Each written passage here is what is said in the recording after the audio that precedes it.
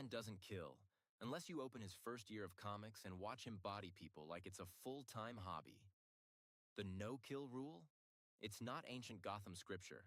It's a cleanup job that DC did after Batman started out as a trench-coated freak punching, shooting, and sometimes airdropping crooks to God.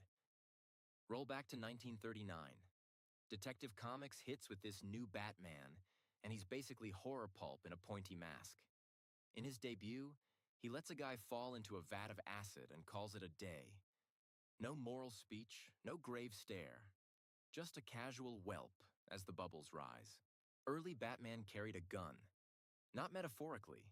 He literally uses one to pop a vampire with silver bullets. Because in those issues, he's fighting mad scientists and undead weirdos. Not just purse snatchers in pinstripes. And he's not shy about lethal improvisation either. He kicks people off buildings. He hangs a dude from the Batplane, and the narrator doesn't flinch.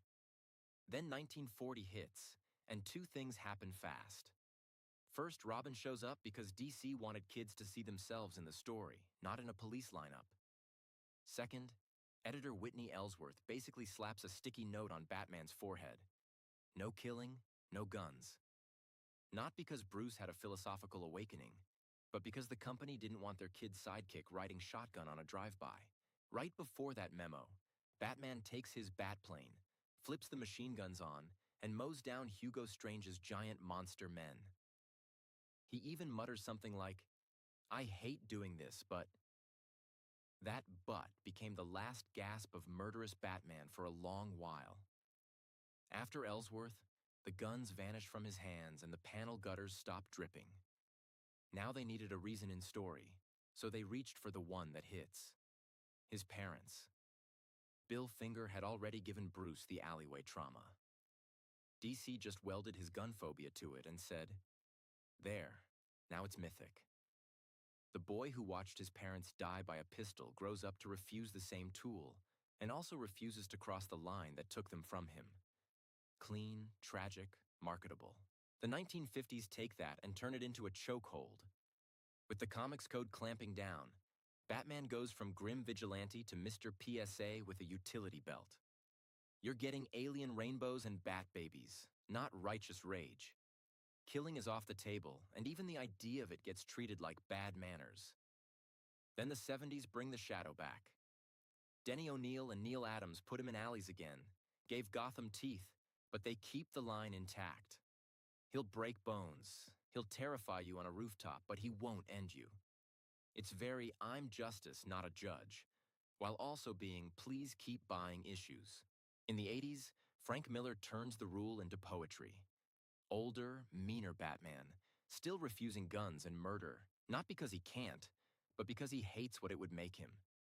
Meanwhile, DC is throwing him nightmare tests. Joker cripples Barbara, Joker kills Jason, and Bruce still clenches his jaw and drags Joker in alive.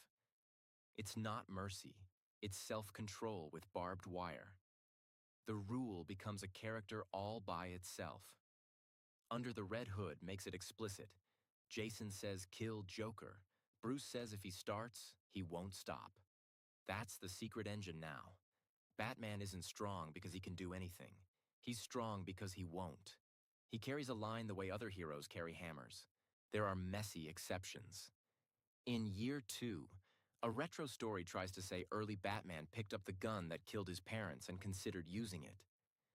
It got quietly sidelined by better canon, but it shows DC still wrestling with his edges. And in Final Crisis, he literally fires a god-killing bullet at Darkseid. Not a street criminal, a cosmic tyrant. Even then, it reads like a last resort nuke, not a change in policy. Movies muddy it like they always do. Burton's Batman lights factories on fire and shrugs. Snyder's Batman treats henchmen like crash test dummies with pulses. But in the core comics, the line holds. Because the brand holds. So yeah, the no-kill rule didn't descend from a bat-shaped cloud. It came from an editor who didn't want their flagship hero stapled to a parents' group complaint.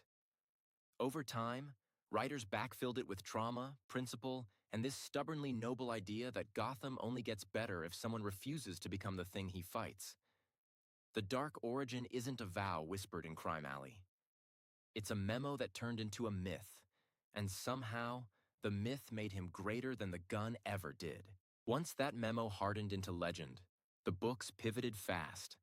The war years turned Batman into a poster child for bonds and good citizenship, the kind of guy who lectures a crook while gently folding him into a headlock.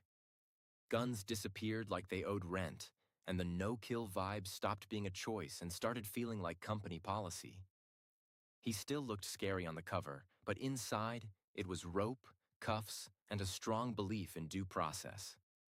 Then the 1950s kicked down the door with a psychiatrist and a moral panic. Now cue 1988, also known as the year the fandom became an accessory to murder. The Killing Joke leaves Barbara Gordon in a wheelchair and Jim Gordon flayed morally, and Batman still reaches out to the Joker with a truce offer like he hasn't spent all day in hell. Then a death in the family hands readers a phone and says, "You decide Jason Todd's fate." They dial, Jason dies, and Batman stares at the Joker with every reason in the world to erase him, and still backs up from the edge. That's when the rule stops being abstract and becomes therapy.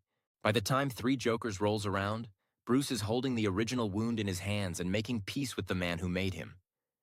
He forgives Joe Chill and refuses to kill the clown, not because they deserve it, but because he can't be that guy and still love the city he saved. It reframes the vow yet again. Not a policy, a survival trick. The one thing that keeps Batman from dissolving into Bruce with a gun. And here's the secret most readers sense but don't always say out loud. The no-kill rule didn't start as this soulful vow carved into the first Batarang.